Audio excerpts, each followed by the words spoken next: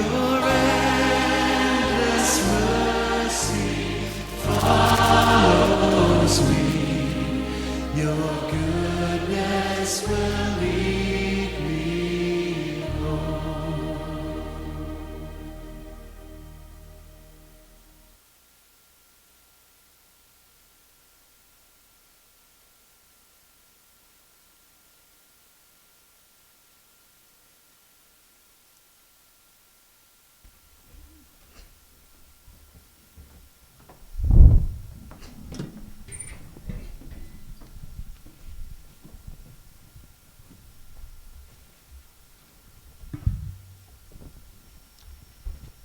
Shalom dan salam sejahtera Bapak Ibu jemaat sisiku sekalian, bagi yang hadir secara onsite maupun secara online.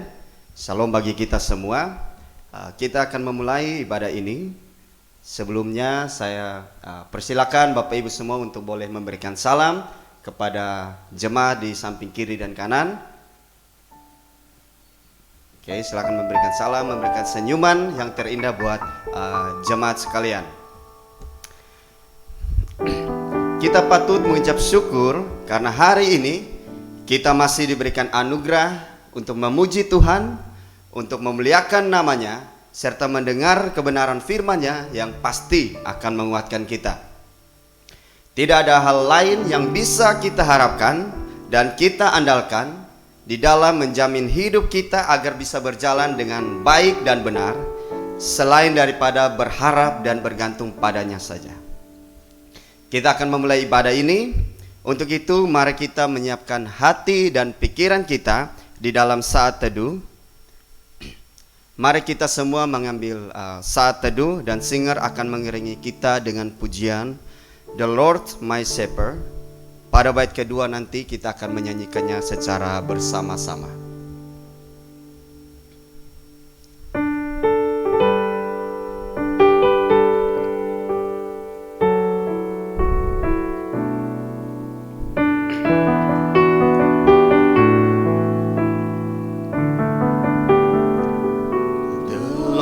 My shepherd, I'll not want. He makes me lie in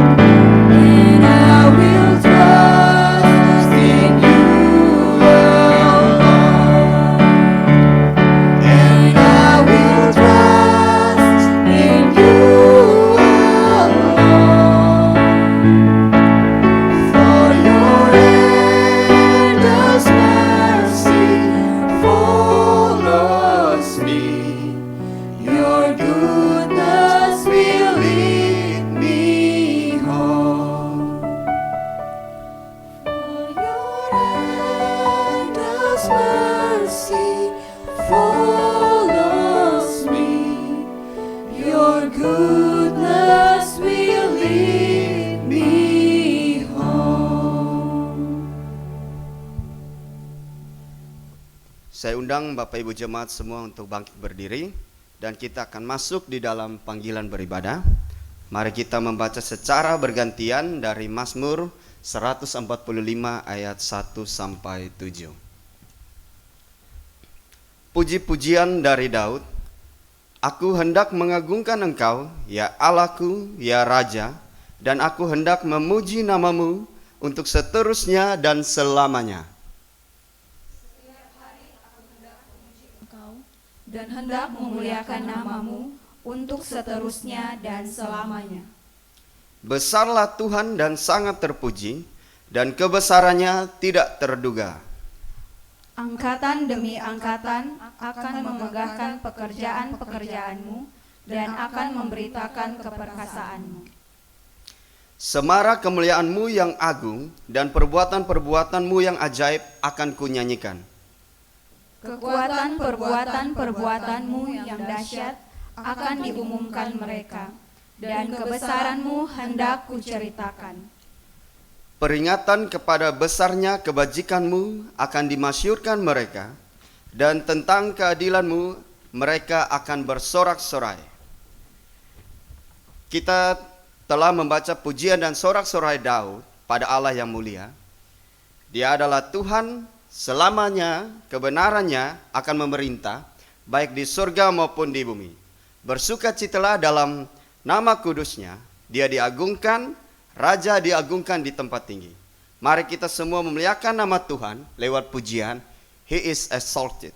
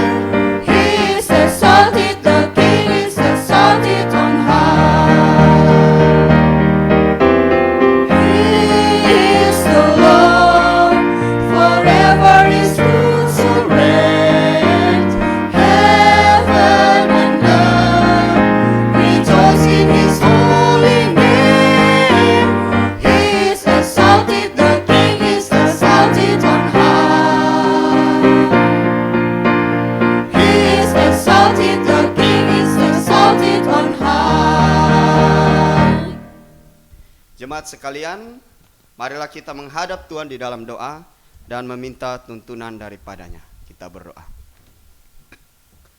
Bapa kami di surga, terima kasih buat hari ini, hari yang indah Tuhan anugerahkan bagi kami semua.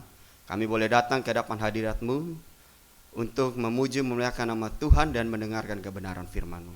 Kiranya Tuhan sendiri yang boleh menuntun dan memimpin ibadah ini dari awal, pertengahan hingga akhir. Biarlah semuanya boleh berjalan dengan baik dan nama Tuhan boleh dipermuliakan. Hanya di dalam nama Tuhan Yesus kami berdoa kepada Bapa di surga. Amin. Jemaat sekalian, saya persilakan untuk duduk kembali. Kita akan kembali membaca firman Tuhan secara bergantian dari Yakobus pasal 2 ayat 14 sampai 20.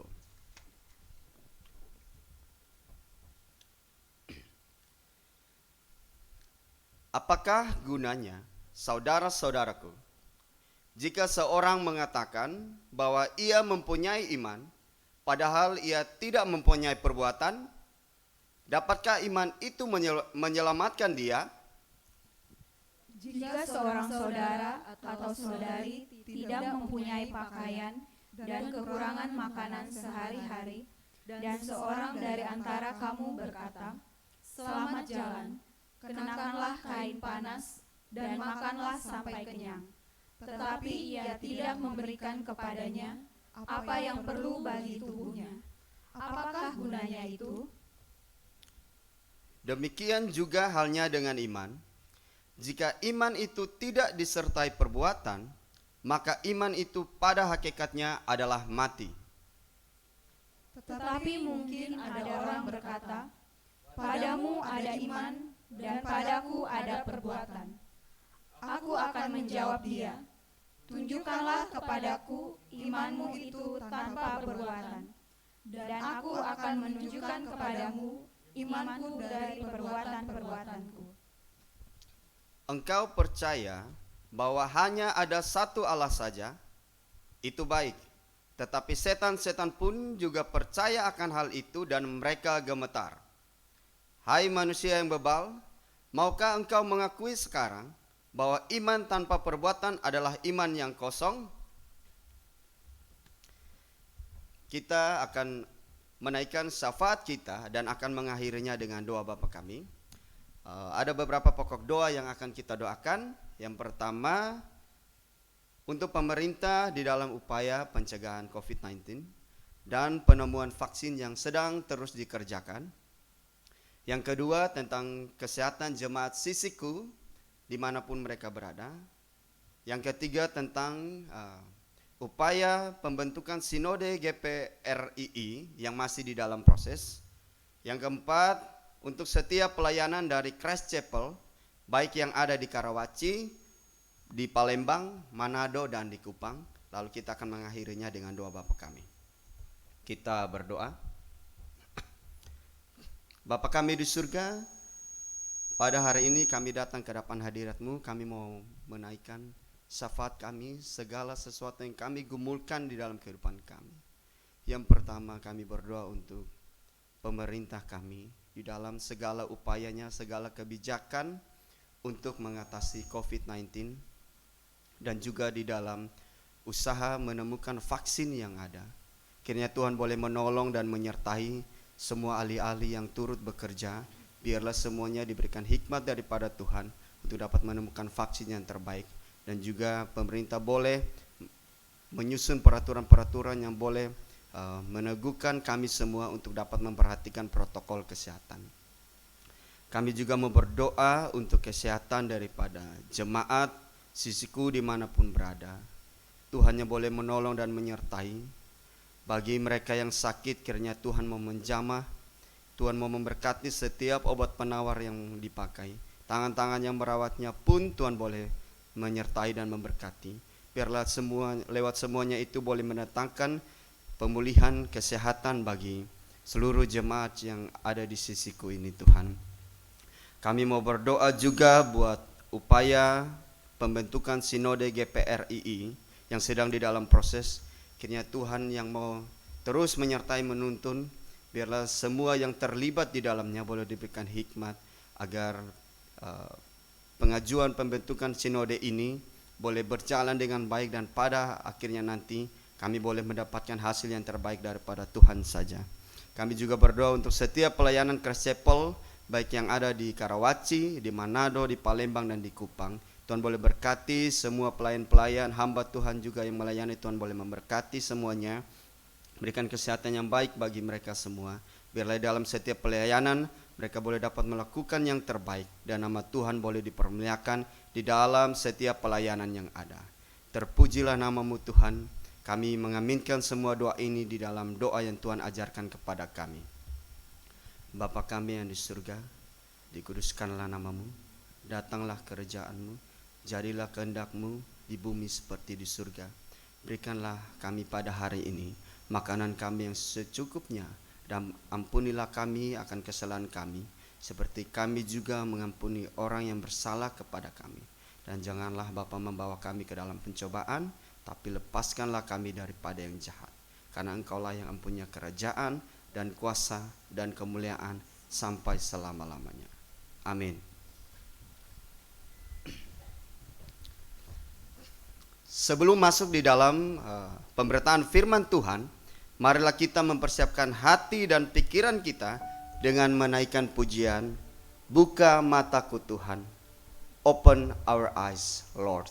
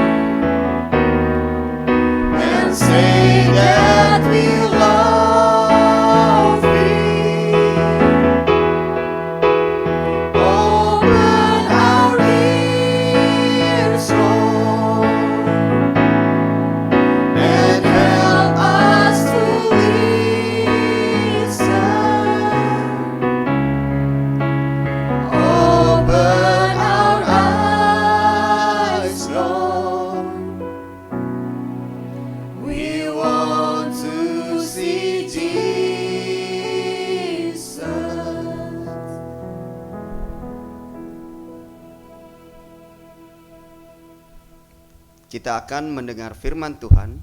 Selamat pagi Bapak Ibu Saudara yang dikasihi Tuhan. Kita bersyukur bahwa kita berjumpa kembali. Not only the gospel but our lives as well. Kepada hambanya kami persilakan.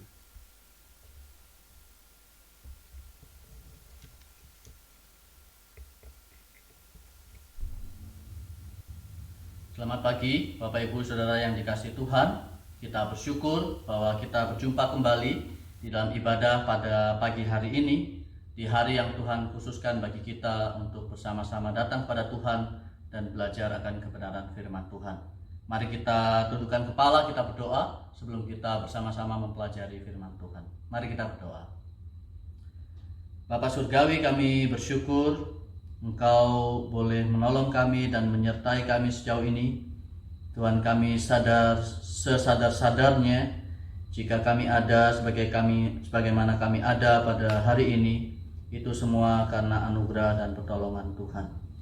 Tuhan, jika sebentar kami akan merenungkan firman-Mu, kiranya Tuhan Engkau sendiri yang boleh berbicara kepada kami semua, bukan saja buat kami yang mendengar, tetapi juga terlebih hamba-Mu yang menyampaikan.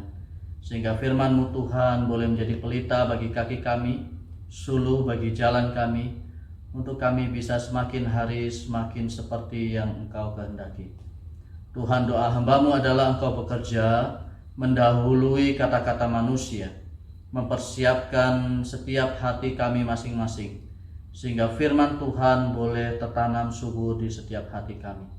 Tuhan, bekerjalah melampaui apa yang manusia bisa pikirkan dan katakan, sehingga firman-Mu Tuhan diberitakan bukan dengan kekuatan manusia, tetapi dengan kekuatan yang berasal daripada Roh Kudus Allah sendiri. Tolong hamba-Mu yang sederhana ini Bapa, dengar seru doa kami. Demi Kristus Yesus Tuhan kami berdoa. Amin. Bapak Ibu, mari kita melihat dan melanjutkan kembali seri eksposisi kita dari surat 1 Tesalonika. Saya melanjutkan pembahasan kita dari nats bagian yang kita baca pada pagi hari ini, yakni 1 Tesalonika pasalnya yang kedua, ayat 7 sampai ayatnya yang ke-12. 1 Tesalonika pasalnya yang kedua, ayatnya yang ke-7 sampai ayatnya yang ke-12. Saya akan membacakan bagi setiap kita di tempat ini. Demikian firman Tuhan. Tetapi kami berlaku ramah di antara kamu, sama seperti seorang ibu mengasuh dan merawati anaknya. Demikianlah kami dalam kasih sayang yang besar akan kamu, bukan saja rela membagikan Injil Allah dengan kamu, tetapi juga hidup kami sendiri dengan kamu, karena kamu telah kami kasihi. Sebab kamu masih ingat, saudara-saudara, akan usaha dan jerih lelah kami, sementara kami bekerja siang malam, supaya jangan menjadi beban bagi siapapun juga di antara kamu. Kami memberitakan Injil Allah kepada kamu.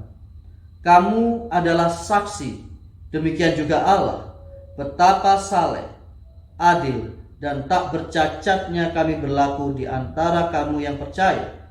Kamu tahu betapa kami seperti bapa terhadap anak-anaknya telah menasihati kamu dan menguatkan hatimu seorang demi seorang, dan meminta dengan sangat supaya kamu hidup sesuai dengan kehendak Allah yang memanggil kamu ke dalam kerajaan dan kemuliaannya. Demikian jauh pembacaan firman Tuhan pada pagi hari ini. Berbahagialah setiap kita yang bukan saja menjadi pendengar pembaca firman Tuhan, tetapi terlebih lagi kita yang bertekad hati menjadi pelaku-pelaku dari firman Tuhan. Bapak Ibu Saudara yang dikasihi Tuhan, ada ungkapan di dalam bahasa Inggris yang mengatakan begini: actions speak louder than words. Tindakan berbicara lebih keras daripada kata-kata. Artinya, apa yang seseorang lakukan akan lebih bernilai dan memberi dampak dibandingkan dengan apa yang dia katakan. Apakah benar demikian? Realitanya memang demikianlah adanya. Di dalam realitas sehari-hari kita akan menjumpai bahwa memang demikian hal itu terjadi. Seseorang boleh saja berkata-kata indah dengan luar biasa bagus. Namun jika kemudian orang mendapatinya tidak sesuai antara kata-katanya dengan kehidupannya, maka kata-kata yang dia ucapkan itu sekalipun indah dan luar biasa bagus, kata-katanya itu cepat sekali untuk dilupakan. Sebaliknya, tidak perlu orang berkata-kata banyak dengan bunga yang indah dan manis, tetapi ketika tindakannya itu tepat dan benar, maka apa yang dia lakukan itu membekas begitu dalam di dalam hati seseorang dan mengubahkan hidup orang lain.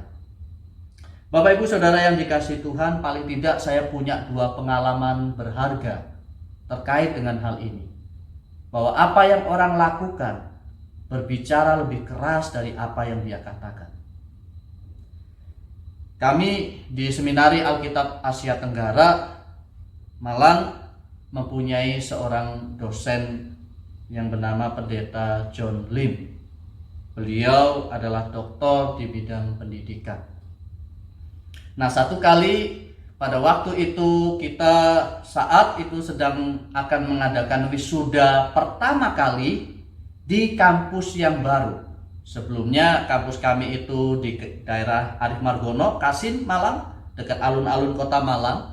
Lalu pindah ke wilayah Tidar di atas dekat Batu dengan luas area yang jauh lebih luas dan bangunan yang lebih bagus. Nah, pada waktu itu saya adalah ketua senat mahasiswa yang memang sedang mengkoordinir teman-teman untuk mengadakan acara wisuda di saat malam pada waktu itu. Nah, oleh karena ini wisuda pertama di kampus yang baru, maka ada begitu banyak tamu undangan yang sengaja datang jauh-jauh dari luar wilayah, luar kota, ingin sekali datang ke wisuda pertama dan ingin juga melihat kampus kami yang baru seperti apa.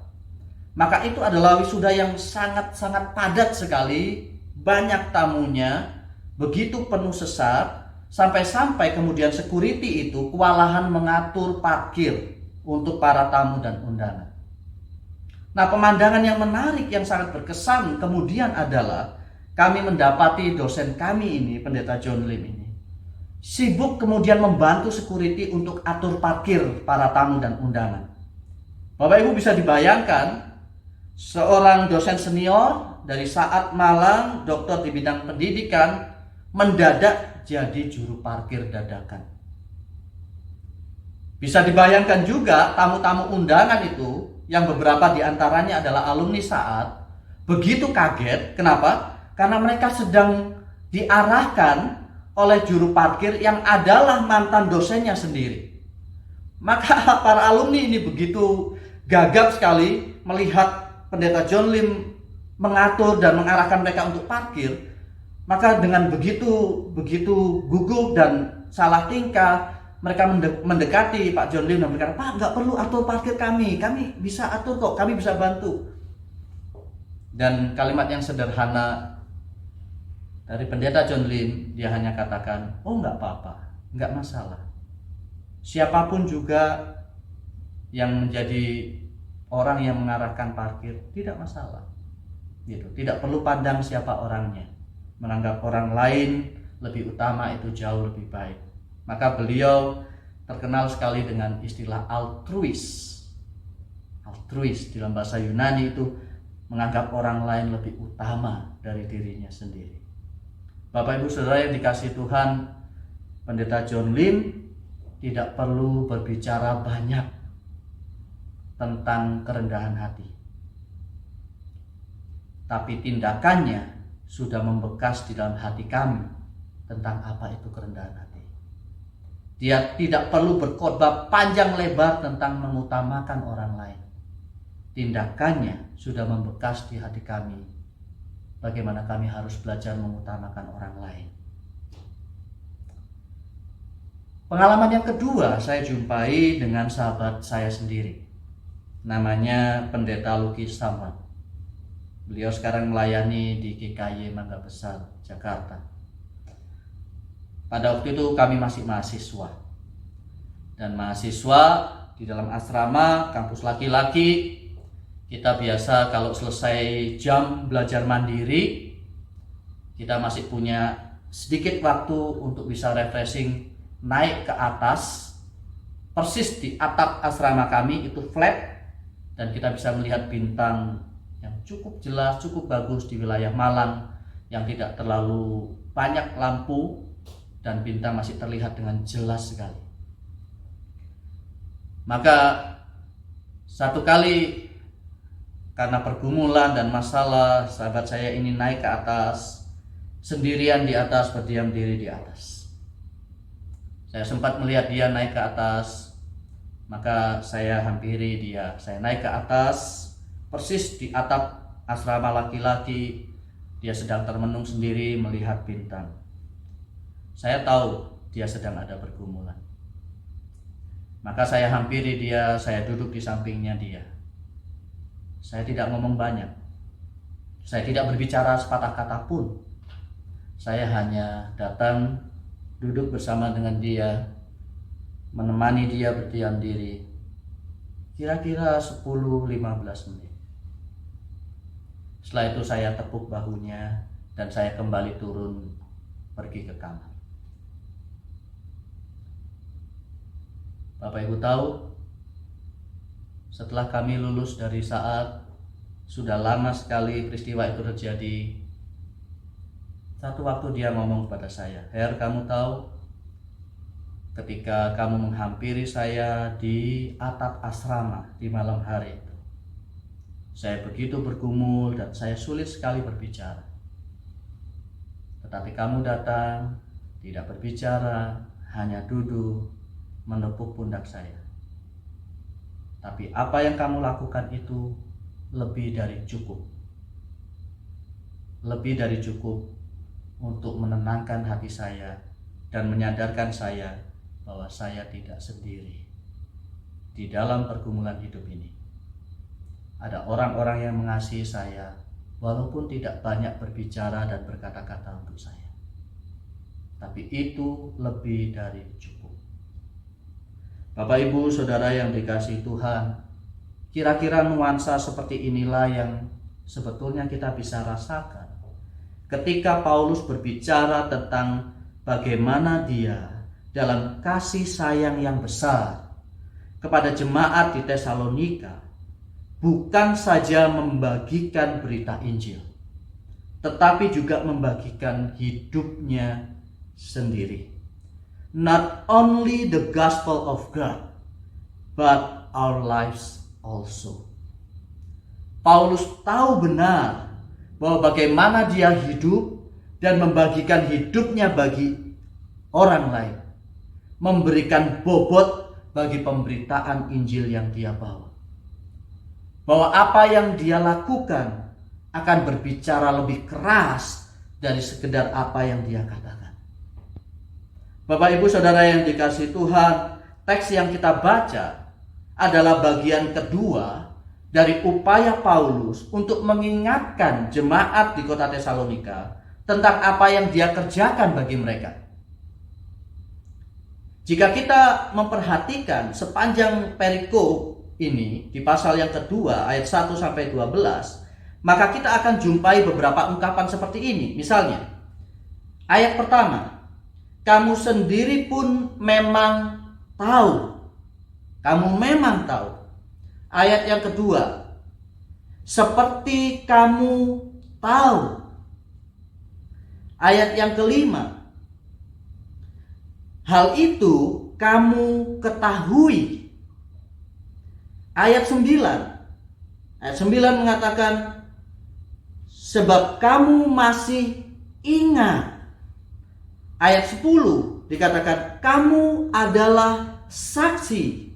Ayat 11, "Kamu tahu." Bapak Ibu Saudara yang dikasihi Tuhan, ungkapan-ungkapan ini ingin menegaskan bahwa Paulus ingin jemaat di Tesalonika mengingat kembali apa yang dikerjakan oleh Paulus. Karena mereka tahu, mereka mengetahuinya. Mereka adalah saksi.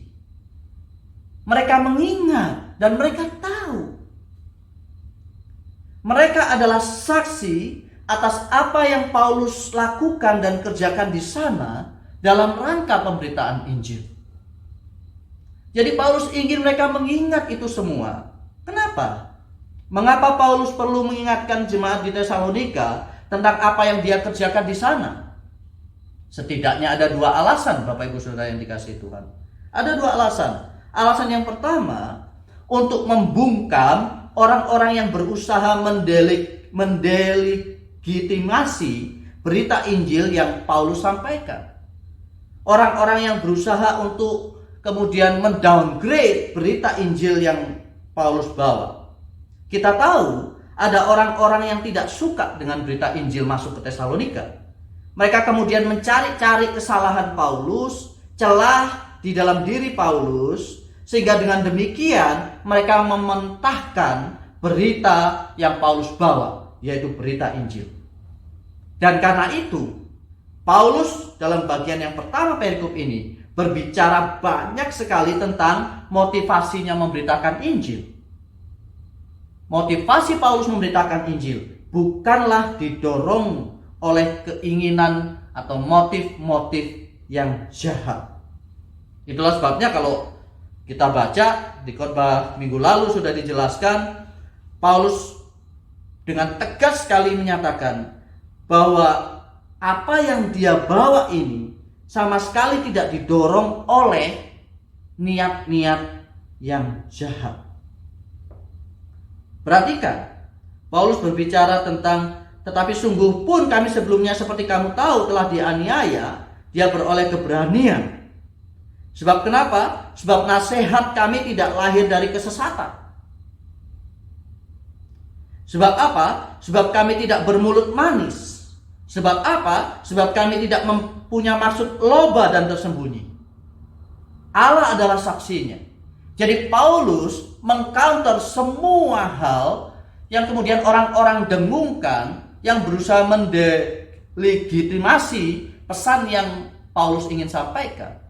Mendowngrade pesan yang Paulus ingin sampaikan dengan mencari-cari celah, kelemahan, kesalahan Paulus. Paulus bilang tidak.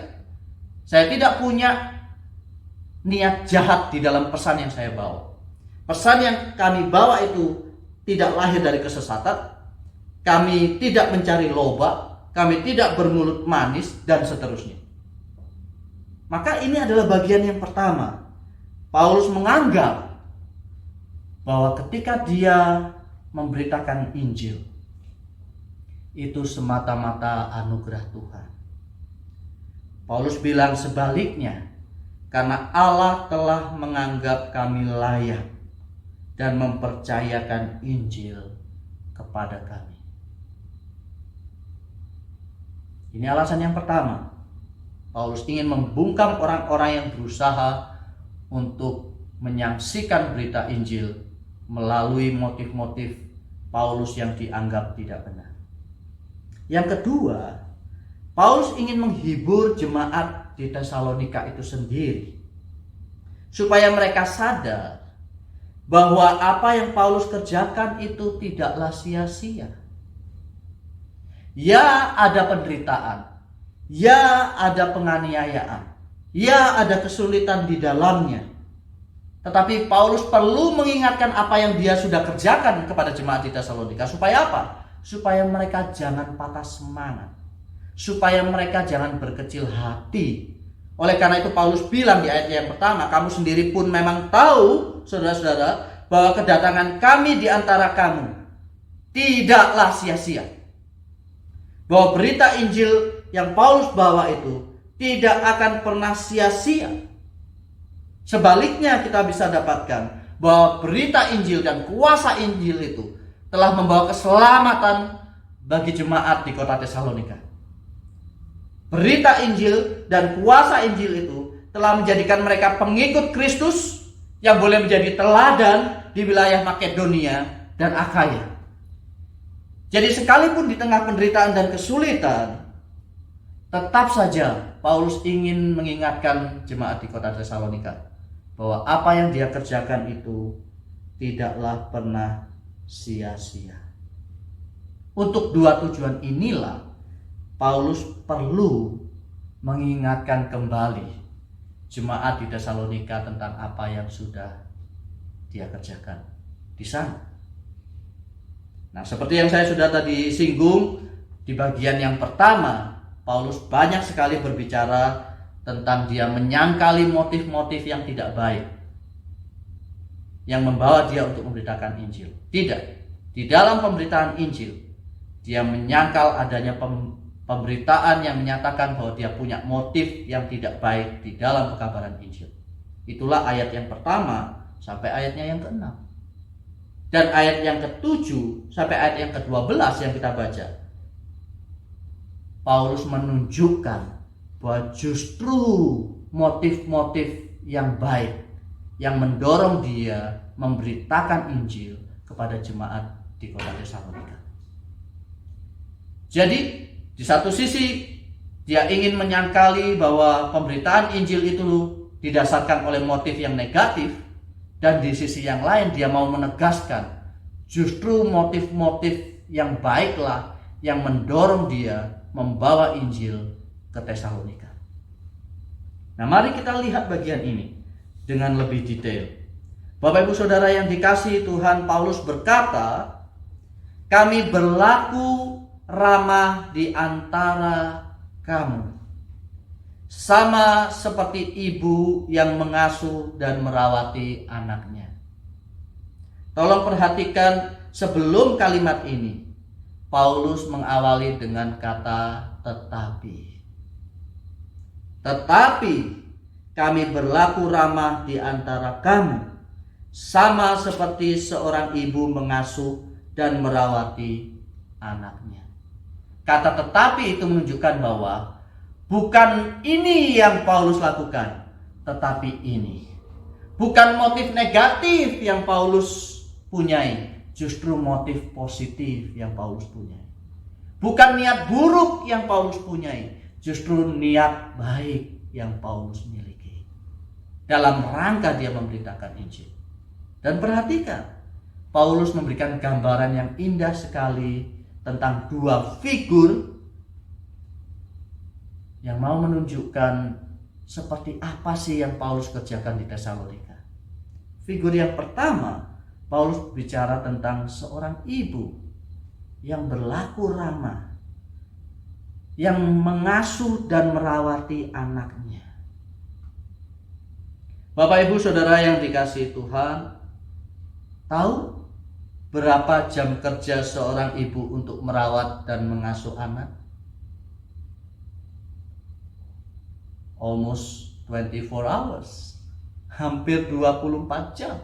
Apalagi ketika anak itu masih begitu lemah sekali dan belum bisa apa-apa. Wah, kami masih ingat ketika anak kami baru lahir, Bapak Ibu. Waduh, kita bisa gantian begadang. Oleh karena apa? Oleh karena ketika kami bangun anak kami tidur, ketika kami tidur anak kami bangun. Kerja di siang hari sampai sore, malam begadang jagain anak. Istri saya kerja di rumah, pekerjaan rumah, nanti masih harus disibukkan dengan merawat anak. Tidak ada habisnya, tidak ada selesainya. Tetapi yang penting yang perlu digarisbawahi di sini, apapun dilakukan dan apapun dikorbankan demi merawat dan mengasuh anak. Apalagi sekarang tambah tugas tambahan, yaitu ngajarin anak karena anak harus sekolah online. Ini kerjaan tambahan. Kerjaan yang ada sekarang saja sudah banyak, ini masih ditambahi lagi dengan kerjaan sekolah online. Guru kasih tugas, anak bingung ngerjain, mamanya yang repot. Jadi dadakan, jadi guru dadakan, jadi semuanya yang dibutuhkan oleh anak, apapun boleh jadilah. Gambaran sosok ibu yang seperti inilah adalah gambaran yang sangat sempurna sekali ketika Paulus berkata, kami bukan saja membagi Injil, tetapi hidup kami juga. Kami bukan saja membagi Injil, kami membagi hidup kami juga. Paulus berkata, Bapak Ibu Saudara yang dikasihi Tuhan, kami seperti bapak terhadap anak-anaknya. Bapak yang bekerja keras, Paulus katakan di sini, kami itu berusaha berjerih lelah supaya kami itu tidak menjadi beban bagi siapapun. Bekerja siang dan malam supaya jangan menjadi beban. Seorang bapak yang tidak ingin menjadi beban buat orang lain, justru sebaliknya, dia ingin bekerja lebih keras untuk kemudian memberikan sumbangsi bagi anaknya. Seorang bapak yang dikatakan dia ingin sekali kemudian menjadi teladan, membimbing dan mengarahkan kamu supaya kamu itu hidup sesuai apa yang Tuhan kehendaki.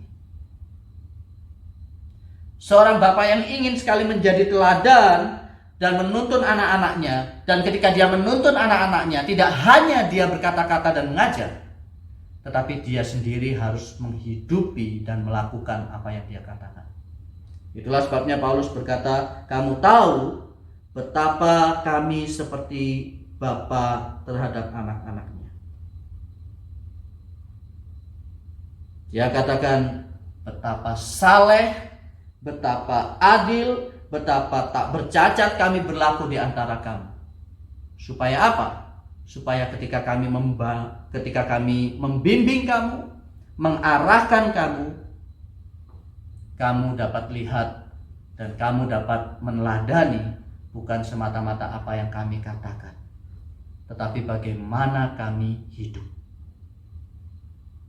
Bapak Ibu Saudara yang dikasihi Tuhan, sekali lagi, gambaran sosok Bapak adalah gambaran yang sempurna ketika Paulus berkata, kami bukan saja membagi Injil, tetapi hidup kami juga.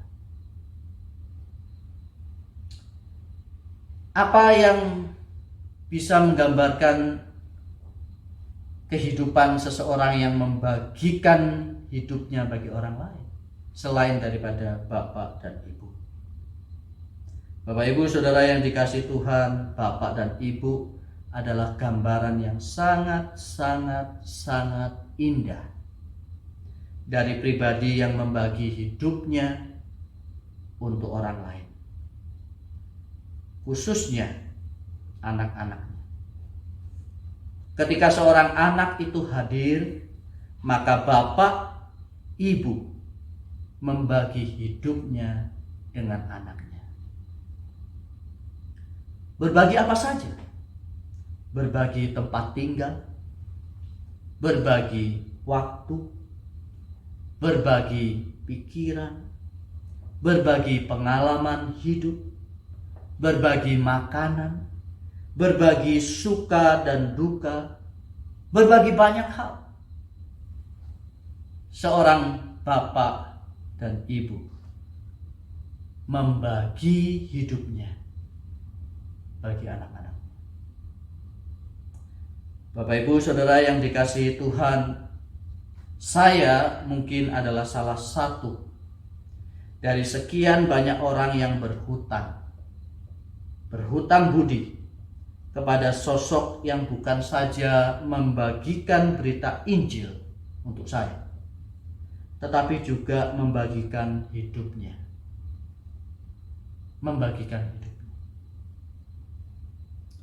Alasan ini juga yang mendorong saya untuk belajar, Bapak Ibu Saudara yang dikasihi Tuhan, supaya saya itu bukan saja membagikan berita Injil bagi orang lain, tetapi sedapat mungkin saya belajar ingin juga membagikan hidup untuk orang lain. Itulah sebabnya selain mengajar, Bapak Ibu, beberapa tahu saya juga bersama-sama dengan mahasiswa di asrama, hidup bersama dengan mereka, sehari-hari bersama dengan mereka. Saya perlu belajar bukan saja membagikan berita Injil melalui perjumpaan dengan mahasiswa di kelas, tetapi juga membagikan hidup saya sendiri, waktu, tenaga, pikiran, pengalaman hidup bersama dengan mereka juga. Mungkin tidak banyak orang tahu bahwa sesungguhnya di dalam perjalanan rohani saya berhutang budi terhadap salah satu figur orang NTT, Nusa Tenggara Timur. Dia adalah kakak rohani saya. Namanya adalah Evangelis Samuel Kasih STH, marganya Kasih. Samuel Kasih. Kami biasa memanggilnya Kak Sem. Kak Sem. Kak Sem adalah staf Perkantas Jawa Timur pada waktu itu. Sekaligus juga guru agama saya ketika saya masih duduk di bangku SMP. Di SMP Negeri 3 Surabaya. Banyak pengalaman yang saya tidak mungkin ceritakan satu-satu, Bapak Ibu Saudara yang dikasih Tuhan di dalam kesempatan ini. Tetapi paling tidak saya mau garis bawahi hal ini. Bahwa beliaulah yang memperkenalkan saya kepada Kristus. Saya masih ingat retreat pertama saya di SMP Negeri 3 waktu itu, yang pada akhirnya membawa saya datang kepada Tuhan di dalam anugerah Tuhan, mengingat akan dosa saya dan mengaku dosa saya dan percaya Kristus, adalah retreat yang sesungguhnya saya tidak bisa bayar. Tidak mahal sebenarnya, waktu itu 7.500, tapi uang segitu pun saya tidak punya.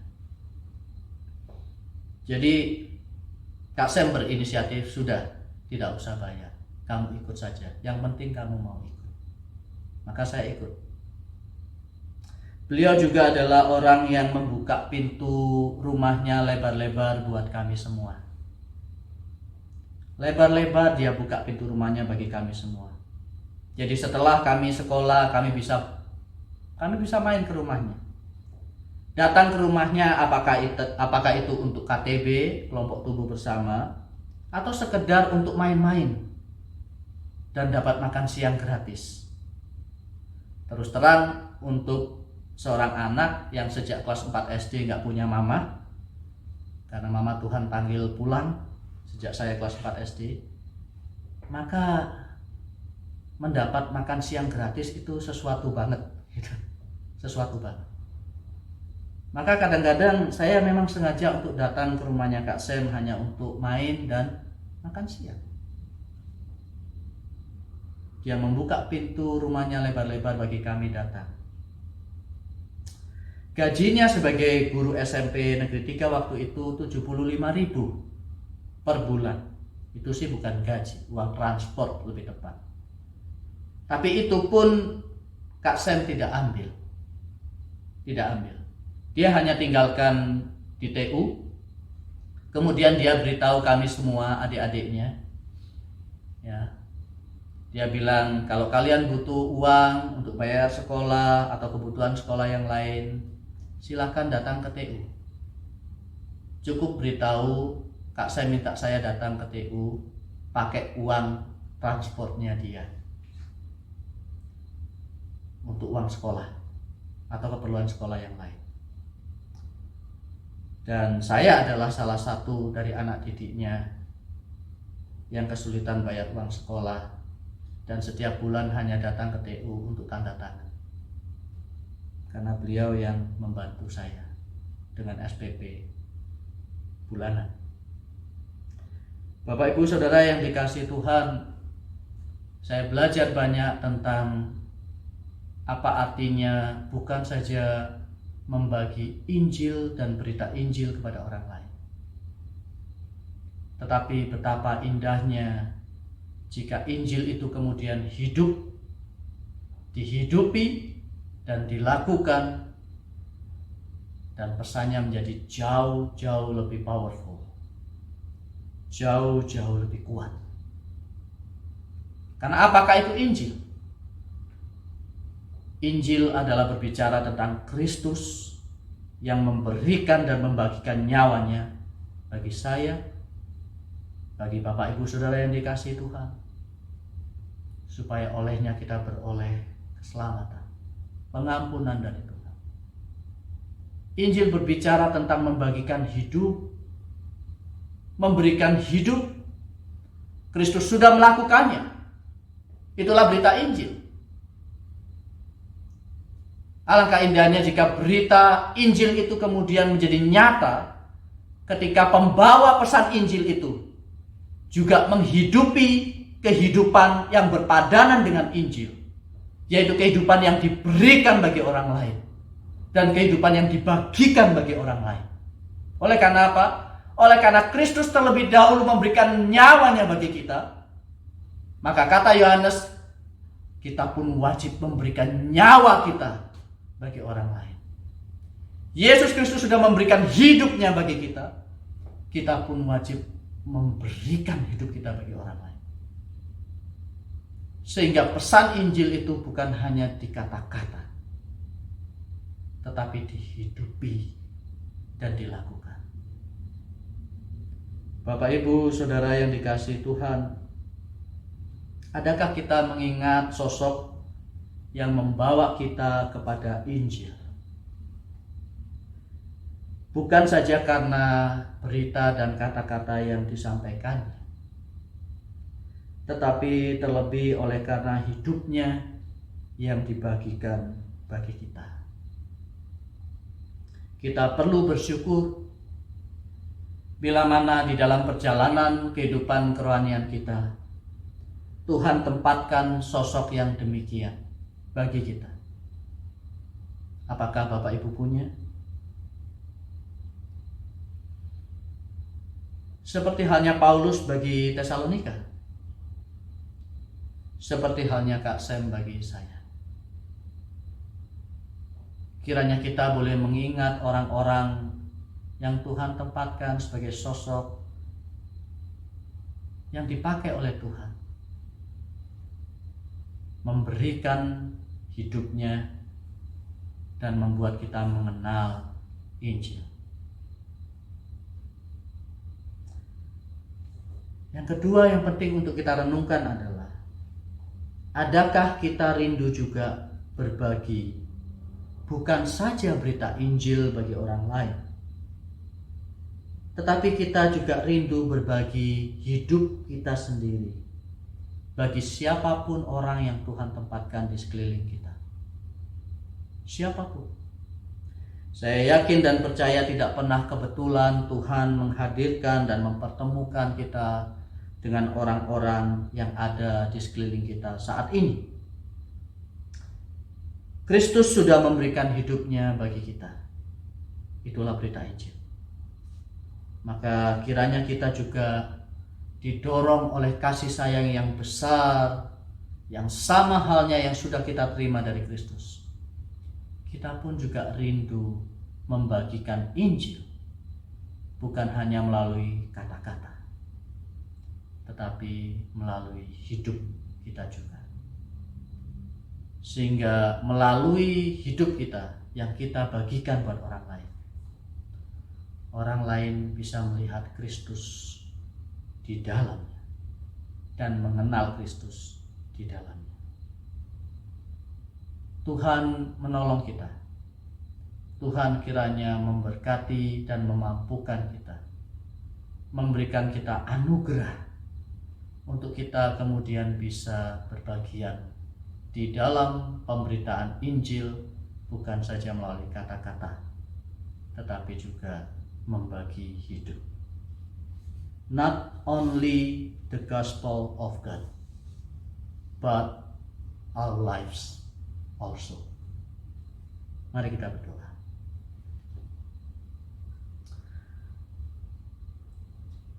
Tuhan, kami bersyukur. Kami bersyukur bahwa Engkau sudah memberikan hidup-Mu bagi kami. Itulah Injil.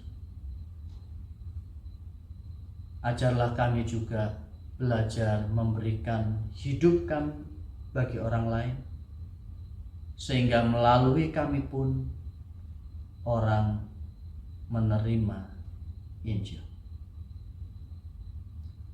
Terima kasih untuk teladan yang indah yang Paulus berikan. Terima kasih juga untuk orang-orang yang Tuhan tempatkan sebagai pendahulu kami yang menuntun kami mengenal Kristus melalui hidup mereka.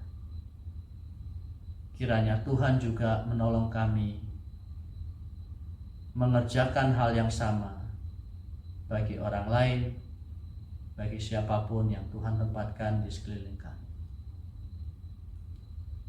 Ya Tuhan, hamba-Mu selesai berbicara.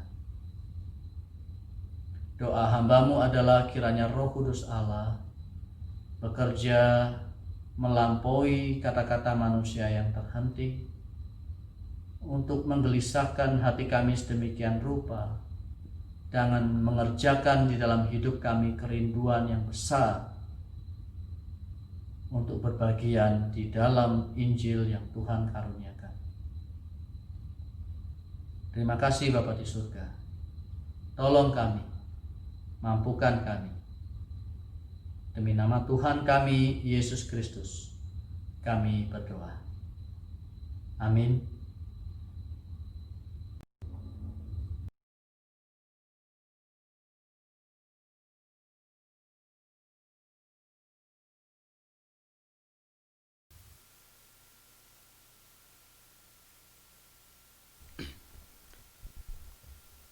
Amin buat firman Tuhan yang telah diberitakan. Kiranya firman Tuhan terus meneguhkan iman kita semuanya. Sebagai respon atas firman Tuhan yang telah disampaikan, marilah kita memberikan persembahan syukur dan persepuluhan kita. Untuk itu, bagi jemaat yang hadir di tempat ini, untuk dapat maju dan memberikan persembahannya, dan untuk jemaat yang hadir secara online dapat memberikan persembahan lewat nomor rekening yang tertera pada layar jemaat sekalian. Firman tadi benar-benar mengajarkan kita bahwa Injil tidak boleh berhenti hanya sampai kepada pendengaran kita saja, tapi harus berbuah lewat tindakan kita. Untuk itu, terlebih lagi di dalam setiap pelayanan kita benar-benar harus membagi hidup kita. Marilah kita semua melayani lebih sungguh lagi seperti pujian yang akan kita nyanyikan yang berjudul Melayani, Melayani Lebih Sungguh.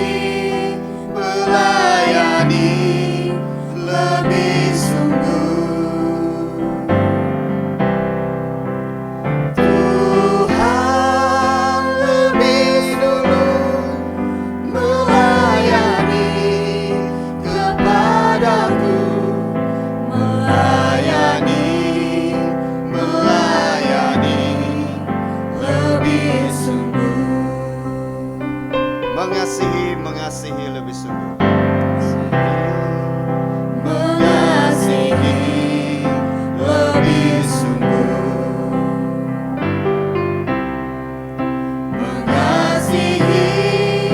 Mengasihi lebih sungguh. Tuhan lebih dulu mengasihi kepadaku, mengasihi lebih sungguh. Mengampuni lebih sungguh. Mengampuni lebih sungguh.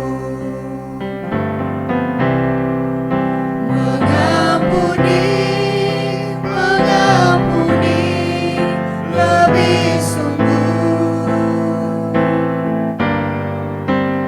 Tuhan lebih dulu mengampuni kepadaku,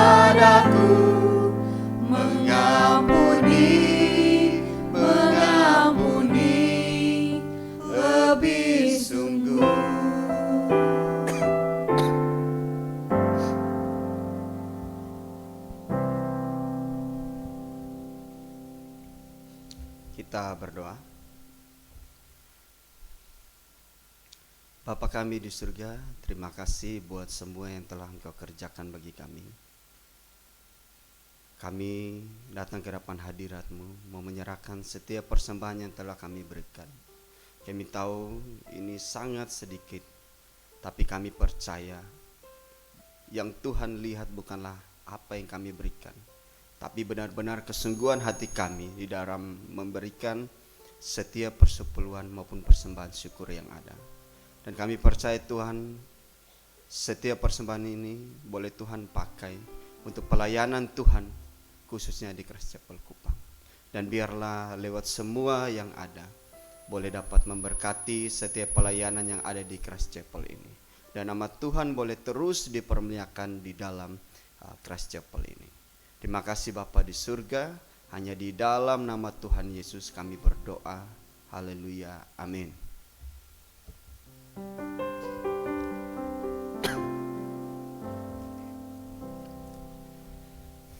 Saya undang jemaat sekalian untuk bangkit berdiri.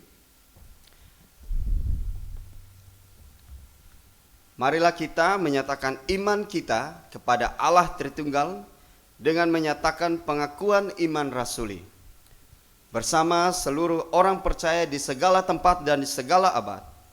Hai jemaat Christ Chapel Kupang, apakah yang engkau percaya? Aku percaya kepada Allah, Bapa yang Maha Kuasa, Khalik langit dan bumi, dan kepada Yesus Kristus, anaknya yang tunggal Tuhan kita, yang dikandung daripada Roh Kudus, lahir dari anak darah Maria, yang menderita di bawah pemerintahan Pontius Pilatus, disalibkan, mati dan dikuburkan, turun ke dalam kerajaan maut. Pada hari yang ketiga, bangkit pula dari antara orang mati, naik ke surga, duduk di sebelah kanan Allah, Bapa yang Maha Kuasa, dan dari sana untuk menghakimi orang yang hidup dan yang mati. Aku percaya kepada Roh Kudus, gereja yang kudus dan am, persekutuan orang kudus, pengampunan dosa, kebangkitan tubuh, dan hidup yang kekal. Amin. Kita akan menutup ibadah ini dengan menaikkan pujian Hai bangkit bagi Yesus. Mari kita menyanyikannya dengan penuh sukacita karena Kristus telah bangkit bagi kita.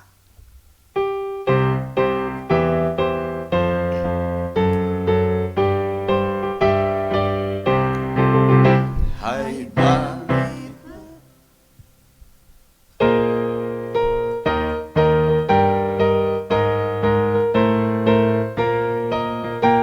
Hai bangkit bagi Yesus.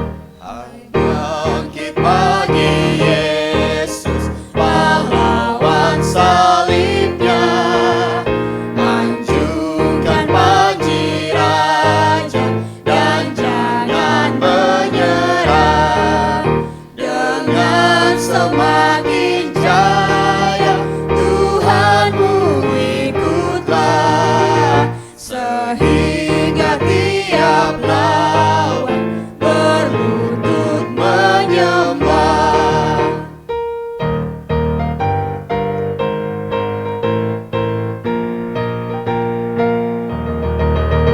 Hai bangkit bagi Yesus, dengar panggilannya, hadapilah tantangan, harinya inilah, dan biar tak terbilang pasukan kuasa gelap, semakin berbahaya, semakin kau tegak.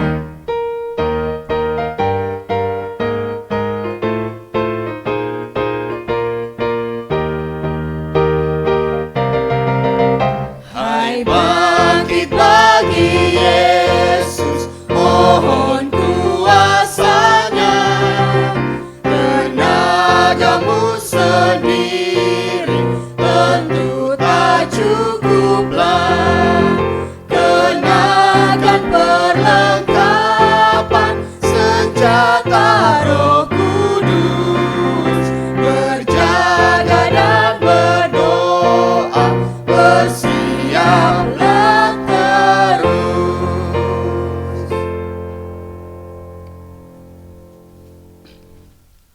Kita akan masuk dalam doksologi dan doa berkat akan disampaikan oleh hambanya.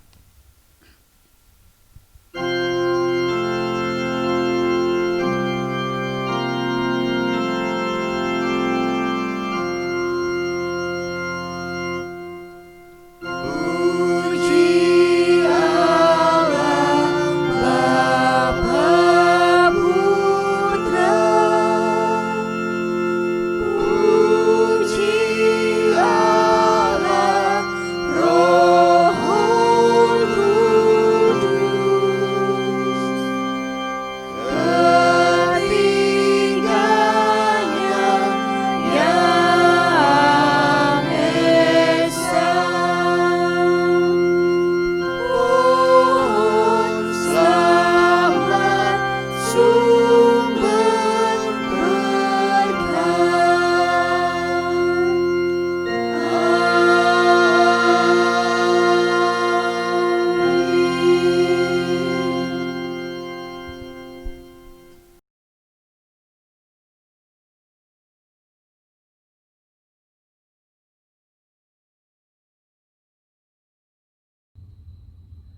Bapak Ibu Saudara yang dikasihi Tuhan, sebelum kita mengakhiri ibadah kita pada pagi hari ini, mari kita mengarahkan hati kepada Tuhan dan menerima berkat yang datang daripadanya.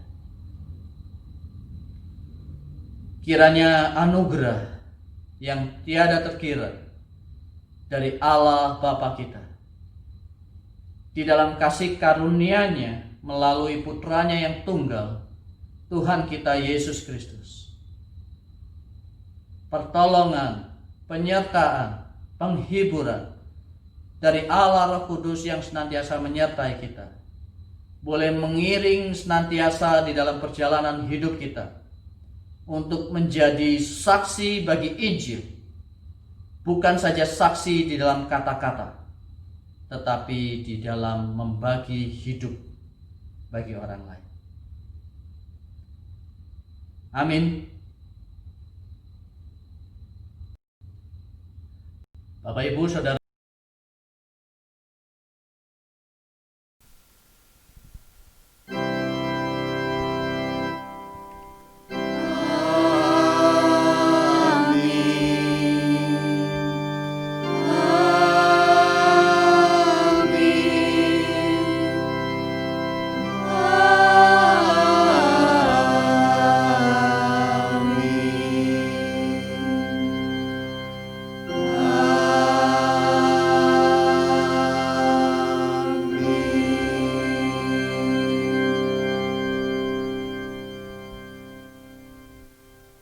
Bapak Ibu jemaat sekalian, dipersilakan duduk kembali dan boleh mengambil saat teduh.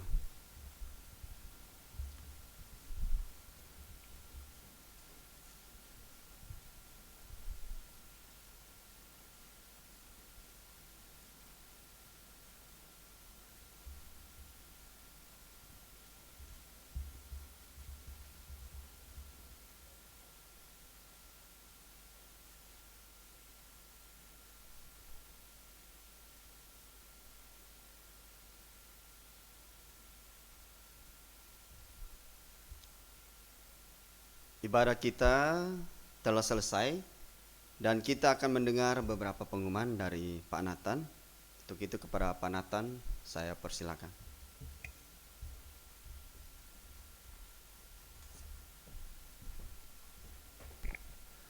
Baik Bapak Ibu, Shalom semuanya. Aduh, saya belum dengar suara dan semangatnya nih. Shalom semuanya. Baik Bapak Ibu, saya izin buka masker ya, biar senyumnya terlihat semuanya. Oke, boleh sapa dulu kiri kanannya, boleh lambaikan tangan dulu. Ya, saya juga menyapa teman-teman jemaat Tuhan, Bapak Ibu yang mengikuti ibadah Christ Chapel Kupang secara online. Shalom. Kiranya ibadah hari ini boleh memberikan kekuatan, pengajaran, bahkan berkat rohani bagi setiap kita jemaat di Christ Chapel Kupang. Nah, Bapak Ibu, untuk hari ini kita bersyukur jikalau Pak Heri telah melayani kita secara online, ya, melalui ibadah Christ Chapel Kupang dan secara onsite di tempat ini juga. Dan kiranya setiap firman Tuhan yang kita dengar boleh menuntun kita dalam melakukan kebenaran firman Tuhan. Bapak Ibu yang mengikuti ibadah secara online di rumah untuk minggu ini, kami dari tim mengucapkan mohon maaf yang sebesar-besarnya jikalau hari ini ada gangguan karena ada kendala internet dari internet sekolah.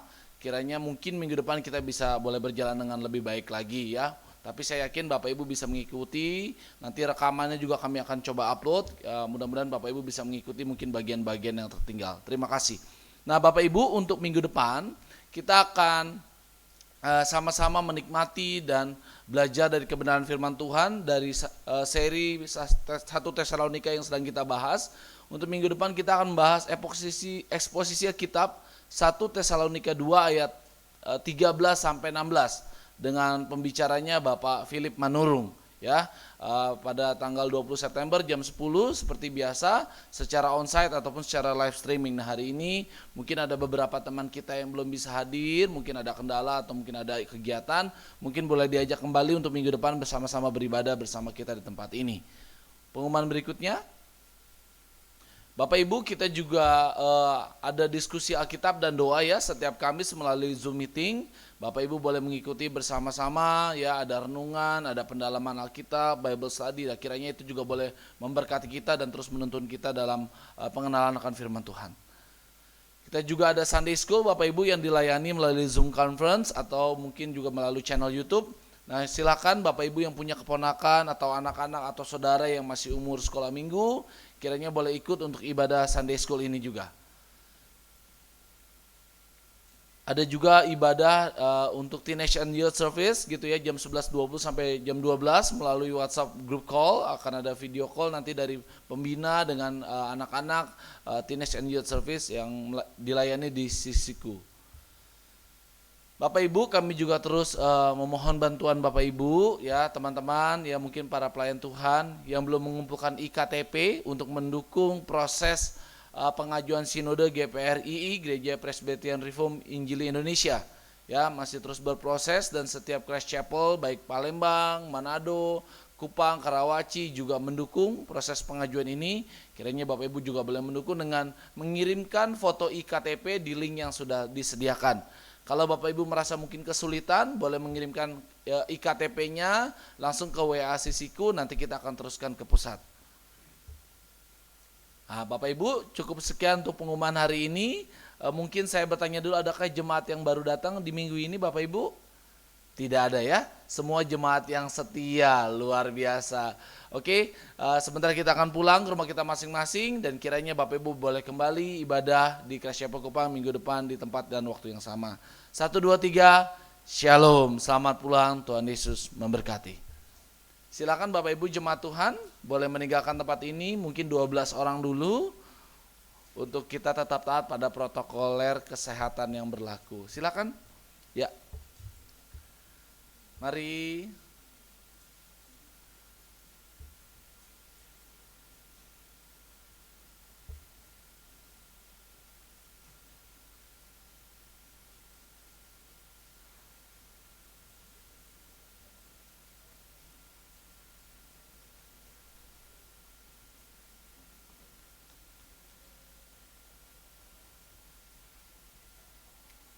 Oke, teman-teman pelayan, mari tidak pulang dulu ya, tetap di sini dulu. Oke, mungkin jemaat Tuhan yang masih ada boleh silakan pulang. Sampai berjumpa minggu depan di ibadah Christ Chapel Kupang. Pelayan Tuhan, terima kasih untuk pelayanannya. Tuhan Yesus memberkati. 1, 2, 3, Shalom. Oke, thank you ya. Silakan Pak, istirahat dulu. Luar biasa.